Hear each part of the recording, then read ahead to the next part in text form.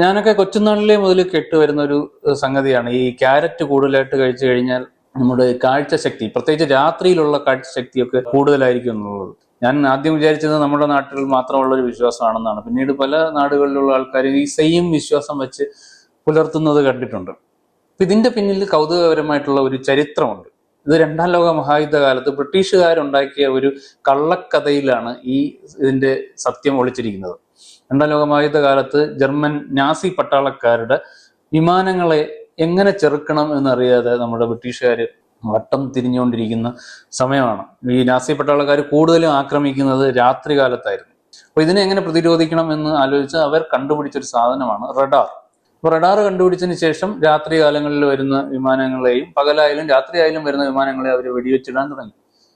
പക്ഷേ ഈ ബ്രിട്ടീഷുകാർ ഒരു പേടിയുണ്ടായിരുന്നു. ഈ റഡാർ കണ്ടുപിടിച്ച കാര്യം എങ്ങാനും ജർമ്മൻകാർ അറിഞ്ഞു കഴിഞ്ഞാൽ അവർ അതിനെ മറികടക്കാനുള്ള മറ്റൊരു സാങ്കേതിക വിദ്യ കണ്ടുപിടിച്ച് കൂടുതൽ കാര്യക്ഷമമായിട്ട് ആക്രമിച്ചേക്കാം. അപ്പൊ അതിനെ മറികടക്കാൻ വേണ്ടിയിട്ട് ഇവർ പടച്ചുണ്ടാക്കിയ ഒരു കള്ളത്തരമാണ് നമ്മൾ ബ്രിട്ടീഷ് പട്ടാളക്കാർ കൂടുതലായിട്ട് ക്യാരറ്റ് കഴിക്കുന്നത് കാരണം അവർക്ക് രാത്രിയിലും കാഴ്ചശക്തി വളരെ കൂടുതലാണ്. അത് കാരണമാണ് ഈ രാത്രിയിലും വിമാനങ്ങളെ കാണാനും വെടിവെച്ചിടാനും സാധിക്കുന്നത് എന്നുള്ളത്. കുറച്ച് സയന്റിഫിക് ആയിട്ടുള്ള ഒരു കള്ളം, കുറച്ച് സയൻസിന്റെ മേമ്പൊടിയെല്ലാം ചേർത്തിട്ട് അവർ പടച്ചുണ്ടാക്കിയതാണ്. ആ കള്ളമാണ് അതൊരു വിശ്വാസമാവുകയും അതിപ്പോഴും പല ജനറേഷനിലൂടെ, പല നാടുകളിലൂടെ, പല ഭാഷകളിലൂടെ ഇപ്പോഴും തുടരുകയും ചെയ്യുന്നത്. അതുപോലത്തെ ഒരു സംഗതിയാണ് ഗ്രീൻ ടീയും.